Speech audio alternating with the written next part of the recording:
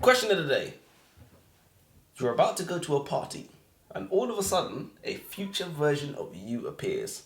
This future you says that at a party, you will get drunk and rape one of the partygoers, who will in turn get pregnant and give birth to a scientific genius who will discover the cure to many instances of cancer, saving millions. Billions. Saving billions. Saving billions. Do you go to the party? Why did he come down and tell us? That is a good question. Why now? Why did he just leave you alone? Why did he just leave you alone? You. But that is, obviously, it's a ridiculous question. But it is still an interesting question. It's still a dilemma. A moral dilemma. It's still a dilemma. Is the life of millions more important than one person? Billions more important than one person's autonomy? Yeah. I thought he was going to say life as well. I was about to say... No. She decided to keep the baby. So that means she must have wanted it.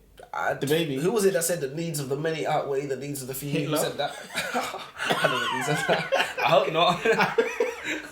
I hope not. Boy. I think it was Spock from Star Trek. Oh, was it? Yeah, I think.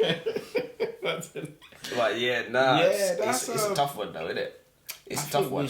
Are you irresponsible if you don't go? Like, is that not your duty to the human? Like, you have to go. Are you a mass murderer if you don't go? You're a mass murderer if you don't go. There's all those people die of cancer. They're blood on your hands. I think the most important question is: are you going to get away with it? Yeah, that wasn't even talked about. I wasn't touched on it there. Are you going to go to prison? That wasn't even touched on. For saving billions. For saving billions. This world's not just. Yeah. This world is not just. I think we move on. It's an interesting question. It is a very interesting question. Pause this video right now. Go and read The Familiar by Leigh Bardugo. Leigh? Is it Leah? Leigh. How do you spell it? Leigh. Leigh. That's Leah, isn't it? Is that Leah? I don't know. Or you can not read it and you can listen to us talk about it because we're going to tell you all about it. Man just freestyle. Every single time. Literally, you always mess it up. I'm Elijah. And I'm Joseph, and welcome to the Icha Library. Do you want to read the blurb? Once again, you ain't got it. Yeah, nah. This is a shambles. Honestly, this is we're both in shambles because you ain't got it. I bet I can get it up before you. Pause. I was about to say that's what my lead just said that. It's facts though. Got it. Bloody hell, it's a long one. Now you understand why I always chop it. Yeah, I'm just gonna read it. In a shabby house on a shabby street in the new capital of Madrid, Luzia Cortado uses scraps of magic to get through her days of endless toil as a scullion. But when her scheming mistress discovers the lump of a servant cowering in the kitchen is actually hiding a talent for little miracles, she demands Louisa use those gifts to better up the family's social position. Yeah, I'm not going to read any more of that. That's all you read. Yeah, that's all you read. That is genuinely the basic premise but of the story. Look. Why That's is there more insane. paragraphs? That's a chapter. That's insane. But yeah. You know this book just came out, April. Yeah, I know. Which is crazy. Well, it's not, because I picked it on purpose. Oh, is it? Is that why you picked it? Yeah, there was no accident. So what do you think of the book? I liked most of it. Would you give it a rating of 1 to 10, even though we don't do that? Even though we don't do that. Just so that I can get what you're 6. I'd probably give it a 6. So probably give it a 6. Average. I think just slightly above average. I mean, numerically, it's slightly above average. Well, that's if you count 1. Huh? That's if you count 1. If you take 1 away, because what book is really a 1? But why would you take 1 away? Just because to make 6 now the average. No one gets a 1 and no one gets a 10. Then again, some people I think more people get 10s than 1s. Yeah, because you would have to. It doesn't make it that far. The book is not going to get released that. Yeah, 100%. And in fact, I think the only numbers you use. The Mother's Son was a 1. The only number people use is 6, 7, and 8. The Mother's Son was a 1. The Mother's Son was a 0, a minus. Deficit. You owe us reading time. Whoever wrote that? Who was it that wrote that? You actually owe us. Suni, Anuka, something like that. Oh wow, it is. Was it Suri? Suri. Was it Sui? I think it was Sui Anuka. You literally owe us time. And money. I paid for that book. Yeah, no, legit. This is the most difficult book that I've ever tried to get into. I just thought the pace was so slow. It was so boring. This woman has magic. Does she, make herself have riches? No. She stops the bread from the bread gets burnt and she magics it better. It's like, come on, is that what you can do with your magic? Yeah, nah. She doesn't have ambition for her. She lack ambition. But here's the funny thing, because like later on in the book, she did have or it was always said that she had ambition. You know, she wanted a better life. She wanted this. She wanted that. She wanted to use her power. She didn't want to sit on them and things like that. So it was always said that she had ambition, but she just. What the fuck is that? Oh, the book. It was a book that fell over. Oh, it wanted some attention. It must be. It was gunshot. We're in Brixton, you know. Literally, after all that stuff. Magic. Oh no, it's Louisa. Yeah, literally. What's her name? Yeah, Luzia. Louisa. Was it? It was Luzia. Luzia. I said it first. You actually did as well. I rewind the tape. Listen, yeah, that's cool. We got it on tape. There was a really good quote. I kind of found it not difficult to get into, but nothing jumped out. Find it difficult? No, I didn't find it difficult to get into, but nothing jumped out of me as like to concentrate. Noteworthy. I didn't find anything noteworthy until like chapter 2, where I had a good quote. And I honestly, it escapes me who even said this quote. I think it was Juanit, who is Luzia's aunt, who is like pulling the strings for her behind the scenes, getting all the opportunities, and she's like the cash cow. She's got the magic and whatnot, and Juanit is like riding on her coattails. Yeah. And Luzia's not an attractive woman. They said that multiple times. She's not an attractive woman. She's like not hunchback, but she's not an attractive woman. And her aunt Juanit said to her, "You're not wise enough for beauty. You would spend it like coin." And I said, that is, first of all, that's peak to say to your own niece. Second of all, it's an extremely good quote. It makes you wonder how many people we might know of, or how many women we might know of that spend beauty like coin. How many do we know? How many do we see in the media? How many do we see on social media? OnlyFans. Spend it like coin. It also makes me think that if beauty is a currency, I know a couple bitches that are in debt.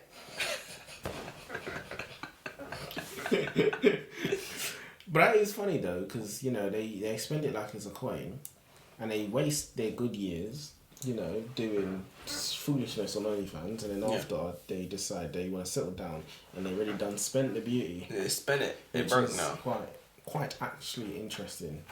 But I just want to make it clear that I think, you know, only fan girls that have a questionable past, I still think they are valuable. Oh, of course. They're not used goods. They're not damaged goods. Damaged goods, yeah, no, 100%. Even though their purity is not intact, we still value them as beautiful individuals that have, you know, exercised their autonomy. Let's get the disclaimer out. Admit it! No joking. So basically, there was a scene between Luzia and Santangel. Santangel, yeah. Santangel. When you hear this, you're going to see how far I've jumped into the book, because the first half of the book I thought was trash. You just ignored it. Trash. No, I tried to listen. Nothing stuck out at me. As I said, I listened to the book and I write down my notes organically. I don't write down what's the plot, what do I think of the plot, what do I think of the characters, whatever. I don't do that, and I want to think about doing stuff like that. But yeah, so she was having a conversation with Santangel. Admit it, the actor's become so good, even you have started to believe it. Luzia said, "I know who I am." Santangel said, "I know what it means to lower yourself, to keep your eyes down and keep your eyes down, cast and seek invisibility. It is a danger to become nothing, because one day when you try to find yourself, only dust remains, ground down to nothing from sheer neglect." And obviously that's philosophical, but what I took that to mean is that we as humans don't really know ourselves. Think about it. Do you like or enjoy playing the sport curling, Joseph? I've never played curling, but I can't imagine I would. Do you like it? Nah, not really. How do you know? Because I know. Okay, so you don't like it. Because I know who I am. You don't know if you would like it. No, we can't know. You don't know until you try. Till you try it. But you don't know, right? But you should know. You should know what you like. You shouldn't have to test and see if you like it. It should be inherent. You should already know, you know? So if you like what you like and you cannot control it, then who is controlling it? That's a good question. Just for clarification, you like football, right? Mm-hmm. Can you decide to not like football or to stop liking football? Can I just decide to just... Can you decide to stop liking football? You can decide to stop watching it, but you can't decide to stop liking it. If you can't, then who's controlling your likes? Because it's not you. Yeah, clearly not. If you can't stop. So my question is, if you need to learn what you like and you cannot control what you like, then what exactly is controlling you? And what's the answer? I'm asking you. Why would I know? I don't know. I'm just maybe might have an opinion. It's a good question, to be fair, and it's you're one of not the things where it's controlling- laid out logically for you. So it's like, if you can't stop liking something, then clearly you're not in control. Cool, Yeah. that's number one. Number two, as you said, is if you're not in control, who is? So and it's like follows logically, boom, boom, boom, domino effect. But maybe there's nobody in control. Maybe it's like whims are whims for a reason, you know. Human beings are whimsical beings. Yeah, but it doesn't make sense because Why not? if it's whimsical, that means you could like people today and then not like people tomorrow. But that's not how it works. It just you like it and you. Yeah, your brain's You set up in a believe you certain like way, and it, we don't and have access to 100% of our brains, you know. So there's Some of us things. don't have access to any of it. Former lord. But yeah, it's very interesting. Do you one day maybe when we unlock the power of our brains, we will be able to decide what we like and what we don't? We're meant to listen to books and that times 5. times 6. No, but you'll be able to decide. You literally will, like a circuit board. You switch, football. Don't like that. It's taking too much time. I like it, but it's taking too much time in my life. Don't like that. Don't like that. Don't like that. Yeah. Like vegetables. Don't like alcohol. Don't like weed. Don't like junk food. Like being nice. So I don't crazy. Like going to the gym. Like drinking going water. to the gym. Yeah. Is there any bad downside to that? I mean, we become machines. We'll become too healthy, too efficient, too just good at everything. Life too long. There's no. What downside downsides to are that. there? What downsides could there possibly be? I think a lot of. But we can do that. A lot of that. the art, and a lot of the creative things that come from like places of pain and suffering, come from places that people have abused their bodies, alcohol, weed, things like this. Like people shoot up, and then have the idea to start painting these amazing paintings or whatever. That is definitely the exception, not the rule, though, isn't it? Well, look, there's not really. This is probably the best argument anybody could have for not doing what you just said. To be fair, I think. No, but I was gonna say maybe we can do that already. You can decide to like this. Just tell yourself over and over again until it works. And if you do something, we are, repetitive beings. It's a piece of habit. Yeah, creatures of habit. That's exactly what I was looking for. So you can do it just with a bit of time and effort And willpower. Yeah, I guess. So why don't you start and show us all how to do it? Just be like, I I don't like alcohol. Switch it off. That one, I can do the rest. Not that one. Don't touch my alcohol. Leave the rest. Leave that. And But this I is can do the bottled. rest of it. I can turn off my liking of vegetables. That's already off. Not eat that rabbit food. This writer impressed me with her ability to turn a phrase. After performing her miracles, attracts the attention of some of Spain's most powerful and influential. Luzia and her aunt are visited by Santangel, an agent of Antonio Perez, said to be the most dangerous man in the country. After showcasing her talents, it is revealed to Luzia that her powers are of keen interest to the King of Spain himself. Think of this as an opportunity, her aunt says. Is the mouth of a shark an opportunity? Lucia replies. The answer for the shark it is. And I said, yeah, she's got her, 100%, which is I feel like the writer, this is probably where the writer got published, because she was really good with her dialogue. Her characters said really interesting things.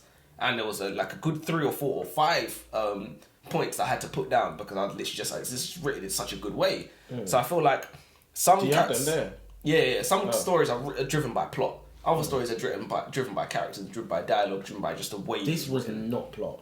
The plot probably wasn't terrible. It was so. But here's the thing: why cannot writers write an all-encompassing, fantastic book? I'm sure there's some. Does it just authors take who too have. much time? I'm sure there's some authors who have, and I'm sure it's like if it was easy, everybody would do it. You know, if it was easy to like I said, there's something when you think about getting into something that could potentially be financially beneficial for you, or like career-wise beneficial for you, or like if anybody wants to be a writer. Whenever you look at getting into something, you have to think, is there a learning curve? Learning curve is probably the biggest reason why people don't do things. Now, with writing, the learning curve is just hundreds of copies of trial and error and trial and error and trial and error and trial and error, and doing the same things over and over again, or doing different things over and over again, and just waiting to strike gold is essentially what it is, which isn't a very efficient way of making money or becoming successful at anything, which is why writers, almost every writer loves what they do. You have to love it to want to do writing, because it just doesn't make sense economically to do it. So if it were easy, everybody would do it. You would just it would be just that thing that you would just get into and be like. Yeah, but you listen. It takes skill to be able to write a story about magic and make it boring. The storyline in and of itself was quite rubbish. Rubbish. Of all the things that you could do with magic, going to try and win some bullshit tournament. Yeah. Why? To make your Mortal Kombat. To win something. It's not a little fighting tournament. It's who can impress the judge the most, so that they can serve him. Yeah. He's picking one of them to be his servant. That's what you're doing with your magic. It's a fucking joke. You're a bloody disgrace. You could leave. To be fair, the guy who was behind it, Victor, he knew he had his ends. To be fair, he said, "I know what I want." He said, "I want to be a count." That's what he said. I want that lordship or whatever. So he knew what he was getting. The only one who wasn't getting anything was Luzia. Yeah, she was the one with magic was the only one not getting anything out of the deal. To me, I think this book is incredibly hard to get into, to immerse yourself into. It's because of the lack of action. It's all talking. I was waiting for the action. The action never came. There was nothing. I mean, there was I think was all the trials. Were they trials they were called, didn't it? Yeah. There was 3 trials and 2 of them. I can't even remember. I think 2 of them. Was it 2 or was it 1 of them? Did they do all 3? Was it just 2? No, they did 3. Yeah. Well, that's where the action was. And it was just a tiny bit of action. It's too much talking. No plot. Yeah. There was, this book definitely could have benefited from a lot more action, to be fair. I don't know why you wouldn't have it in there. It makes no sense. Is that not like straight away you think, okay, nothing really happens in the book? I think I expect it to be slow at the start because not everybody wants to start with action. Yeah. But felt like I was waiting for action that just never came. Yeah, exactly. And then even when action did come, i.e. the torture scene, which we'll get to. Man said it's a joke. It wasn't even a stealth mission.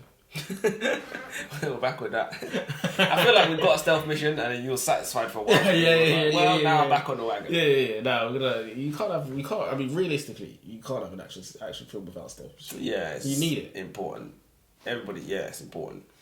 Enter Victor de Paredes. Victor hopes to gain the favour of Antonio Perez in the hopes that his own status will rise with him. Santangel is an immortal who has walked the earth for hundreds of years, bound in service to the de Paredes family. He has seen a lot, the wonders of magic. He's also seen his fair share of frauds. For Santangel, Luzia is somewhere between the two. Victor wants Santangel to mentor Luzia, harness her power to catapult Perez back into favour with the king, and thusly elevate himself at the same time. He dangles Santangel's freedom in front of his face, literally in front of his face. He was like, Santangel was like, yeah, nothing good is going to come off this planet you've got. He said, well, something good could come for you. He said, your freedom. And he said, listen, if you sort me out, get me into, Perez's pocket, get into his good books, then I'll give you your freedom. You know what? There was some good concepts of this book that could have been utilised better. So, Definitely. For example, Santangel was indebted to Victor. Victor owned him because of a curse or whatever, right? Yeah. And so basically, I think Santangel wanted it done. I think to cut a long story short, I don't know if it was a witch or what. The witch said, you can have what you want. Did he want to be immortal? I think he wanted to be immortal. I can make you immortal, but you have to give me what you value least. And that turned out to be his luck. Yeah. He was a man that, planned, trained, he didn't believe in luck. So they took his luck and gave it to Victor. But the interesting point is they could have used that, I think the book was set at the wrong time. The book should have been set back then, for one. We should have found out about the curse and whatnot. And we should have seen the attempts at Santander to get away. Or we should have really explored how Victor's luck really is very, very powerful. What you're saying is Santangel should have been the main character. Luzia should never have been in this book. They shouldn't have had the tornado or any of this thing. They should have just had Victor, Santangel, the curse. He could have been about him going on his assassin missions because he had to kill people. We did get a little bit of that when he went to kill the guy. To be fair, Santangel when he went to kill the guy, but that is the only real. Yeah, I don't even remember that. I don't even know why. I lost my train of thought. Oh yeah, Victor is a man that always gets his own way, and basically, Santangel was telling Luzia that, and Luzia was like, well, no matter what, You know, I'm not gonna do that. And Santangel said he doesn't really give you a choice. He puts you in a position where you have to. And I would have been interested if the book ended in that way. Where he gets Victor gets his own way and puts Luzia in a position where she has to choose, and that would have been interesting. But we didn't get none of that. Yeah, no. We didn't get none of that. You know what these books are like, man? These fiction books that we have, like, they have very good concept. You know what they got? Freedom. When you got freedom, you can deviate down a rubbish path. Yeah, that's what freedom 100%. does. That's why all the true stories are good. Yeah, because for them to make it in, they had to. They had to have a good true story that where they wasn't allowed to deviate down nonsense. Freedom isn't everything that it. If I had known that we had to eat this shit, I would have told them to shove that red pill up his ass. Freedom. I want a steak. I want a juicy steak. He said, "Plug me back into that Matrix cipher." Plug me. He said, "I don't remember nothing. Make me rich." Yeah. Santangel teaches Luzia to use her magic non-verbally, and within the space of a 90-second crash course, she's got the hang of it. We seem to have a little bit of a Mary Sue on our hands with Luzia Cortado. The Mary Sue is a character-based trope in literature and cinema. A female main character whose power and prodigious skill is matched only by her natural gift for almost everything that she attempts. The Mary Sue is not a learned character, one who has dedicated years to the study of their craft. Rather, they surpass all expectations simply because they do.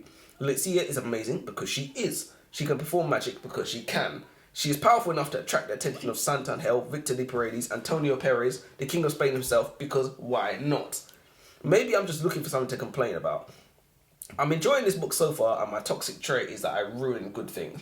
But I did think that it wasn't much dedicated to why Luzia has magic and why is she powerful and why does everybody want her gifts and why aren't there other witches or other wizards or like why doesn't the King of Spain already have like a court, you know, like a Merlin to the King Arthur? Why don't he already have that? Yeah.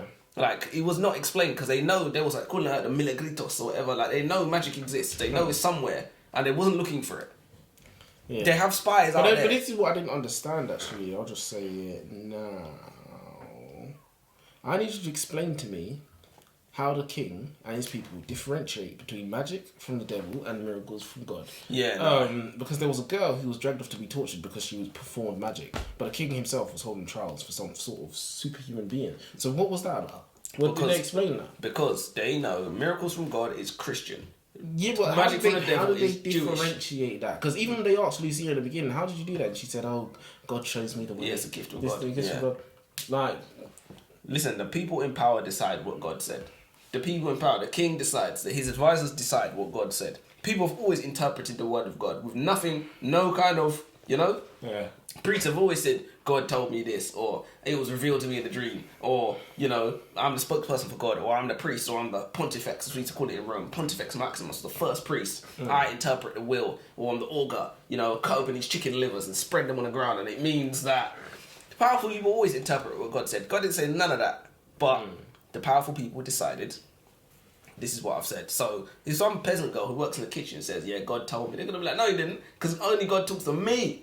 So and she's Jewish as well, which... It was always this Jewish undertone for this book. I don't know why they felt the need to do that. I thought she had enough... I feel like she had enough to be battling with. Yeah, she didn't need to be hiding. She didn't need, exactly, 100%. She was already broke and at risk of being executed for practicing. Her mother died young. You see what I'm saying? She had enough struggles. They didn't need to have the whole racial element in there as well. Yeah, it was not necessary. I hate this book.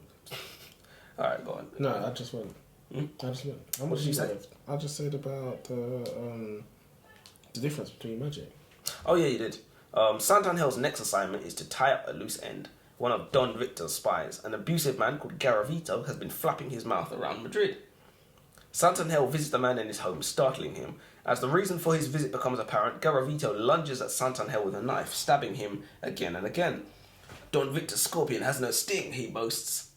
But the repeated assaults seem to have no effect. Santangel's flesh gives way and his wounds bleed, but the life refuses to flee his vehicle. The ghost refuses to abandon the machine. Santangel is immortal.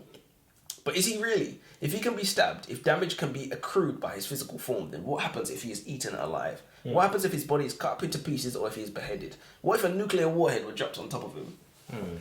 What if he did a few shots of Ray and Nephew? Nobody could survive that. The point is, immortality is sort of impossible, especially if his body can be stabbed. If he can be stabbed, he can be incinerated. Do you know what I mean? If his cells can be damaged, they can be destroyed.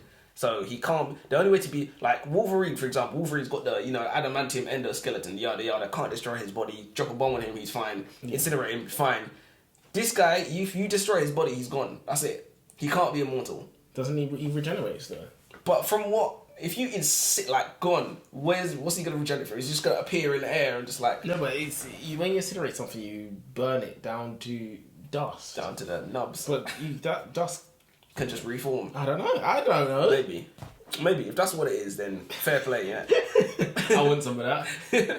Fair play. But you said we already spoke about being We immortality. did, and we concluded that it was probably not a good idea. Oh. I think I would settle for a very long life as opposed to if obviously given a choice, 1,000 years. everybody would.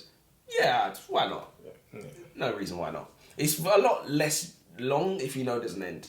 1,000 years is probably not as long as 1,000 years is if you know there's an end. If you're immortal and you live 1,000 years, it probably feels longer than if you have a 1,000-year lifespan. Probably. Well, time's relative. And that's as intelligent as I can sound. Alright, Einstein. Yeah, that's as intelligent as I can sound Literally. without saying anything. Bombast. I think the language in this book is creative and poetic. Here's an example. My ambition may destroy me, but let it be my ambition and not my fear that seals my fate. And there was another one. His mouth on hers. His body was a dark cloud descending. She had lived too long without rain.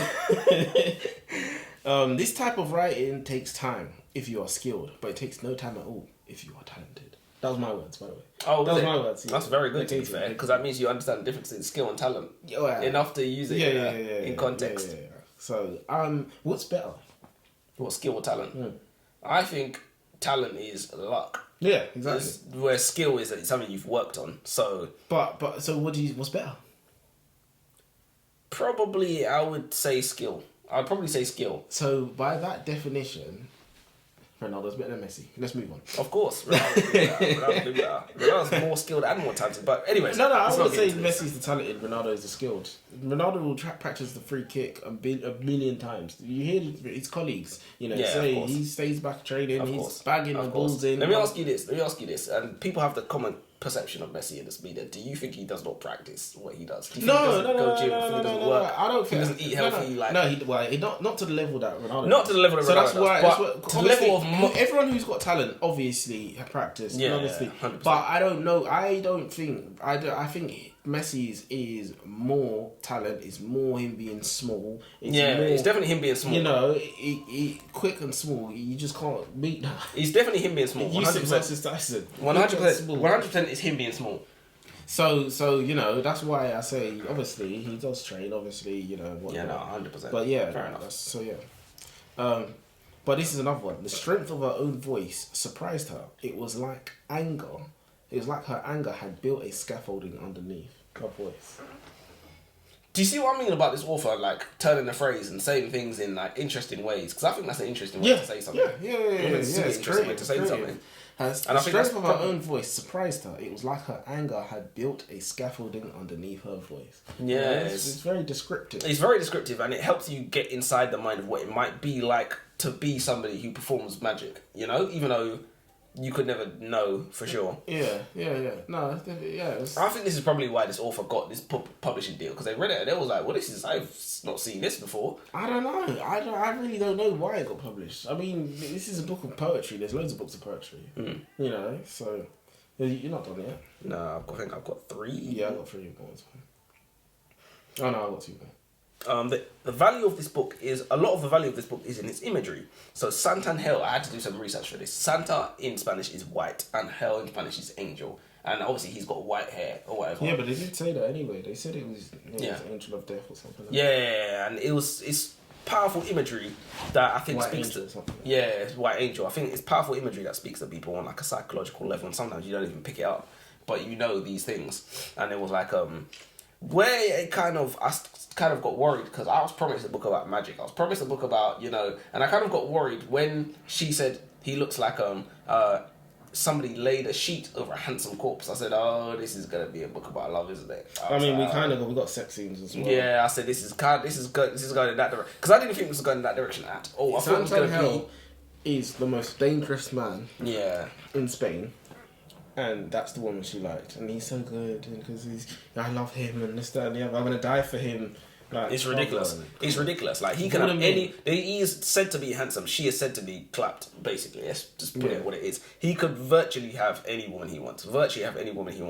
And he picks I know what kind of women they have in Spain. Not me picking senoritas. Yeah. Listen, mamacitas.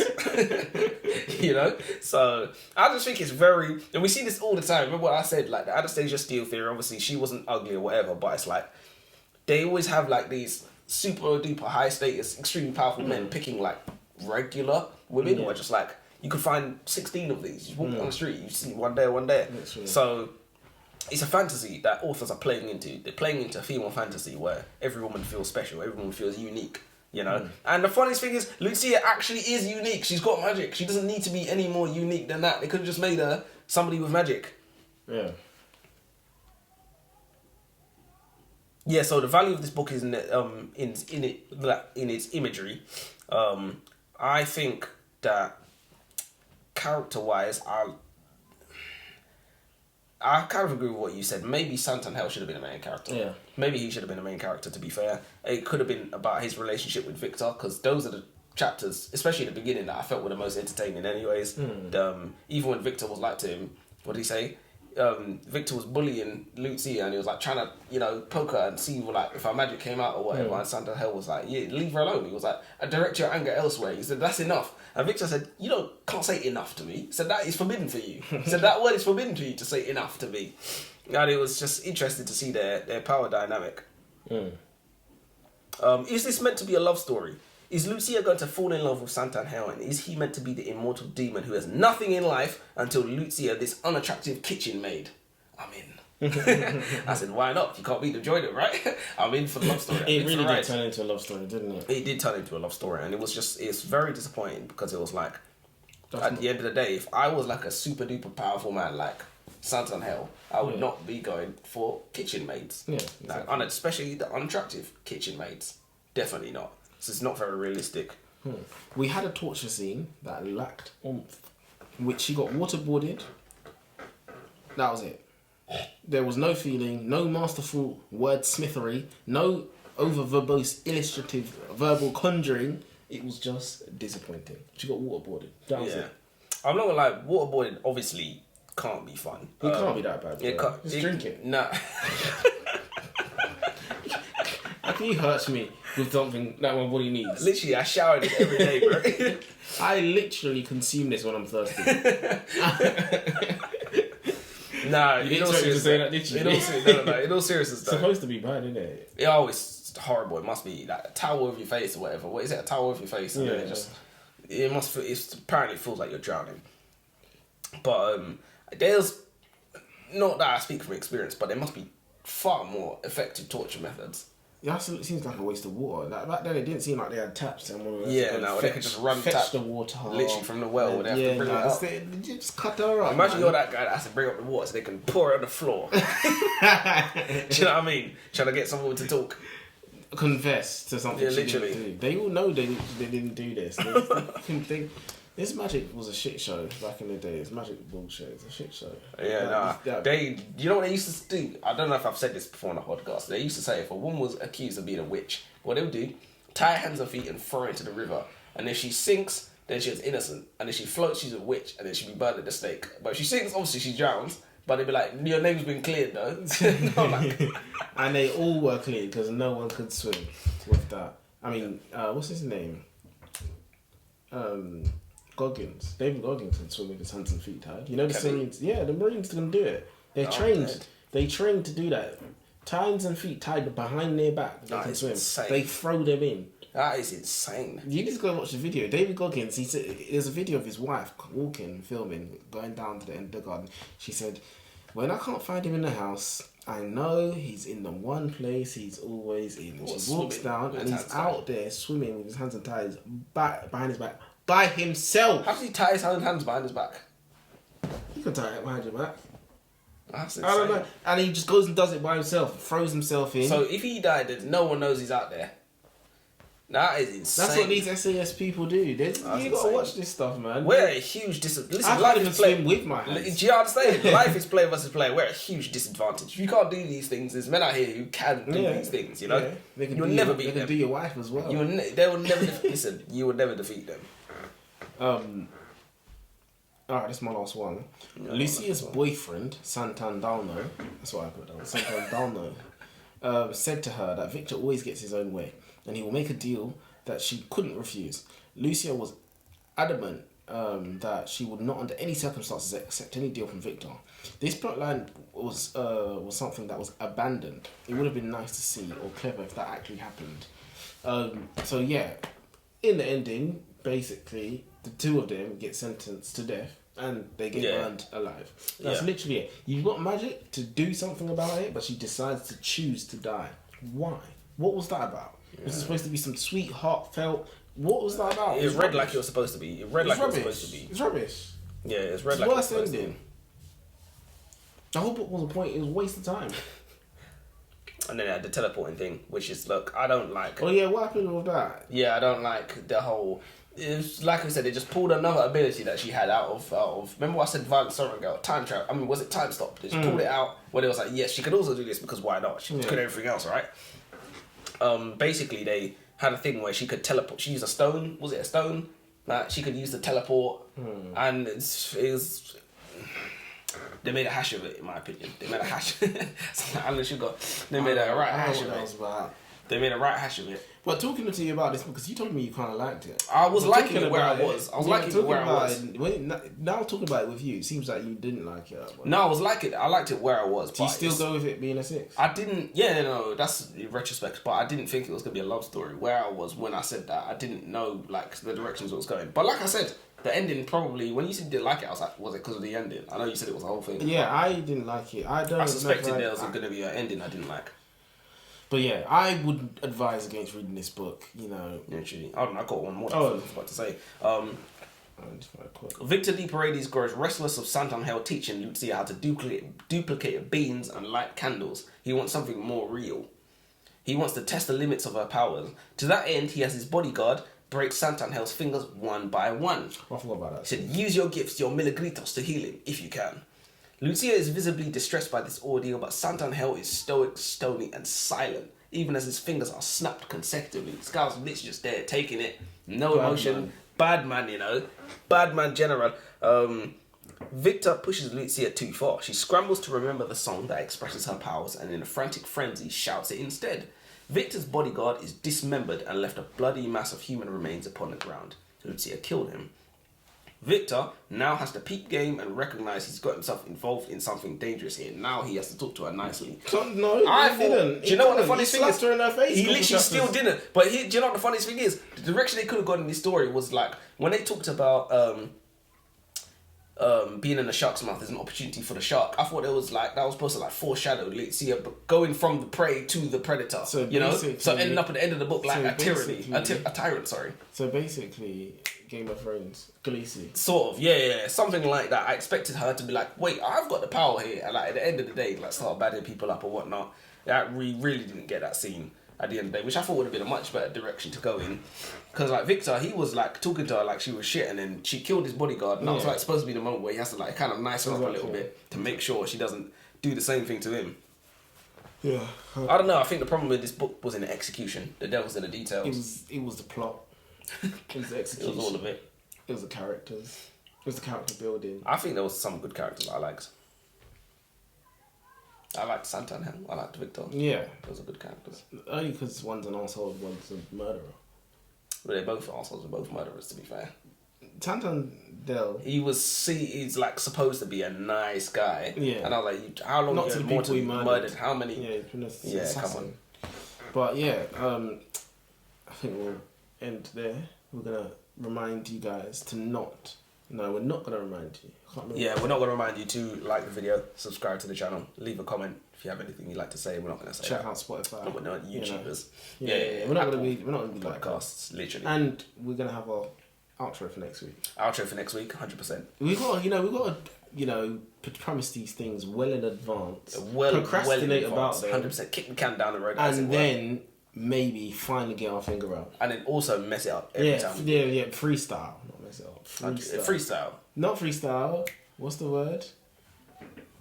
Improv. I like we got that at the same time. Yeah. I got there first. But quote of the day. We would not be who we are today without the calamities of yesterday's. That's a good one. I like that. It's decent. It's a good one. It's a good one. It's a good one. Solid. And it's true as well. Yeah, even like your traumas, PTSDs, or whatever, it shapes your personality. It is, yeah. 100%. Good and bad. 100%. You wouldn't be who you are. For some people, we don't want you to be literally who you are. Baby out with the bathwater. So yeah, all right. Well, that's us. Till next time. Till next time.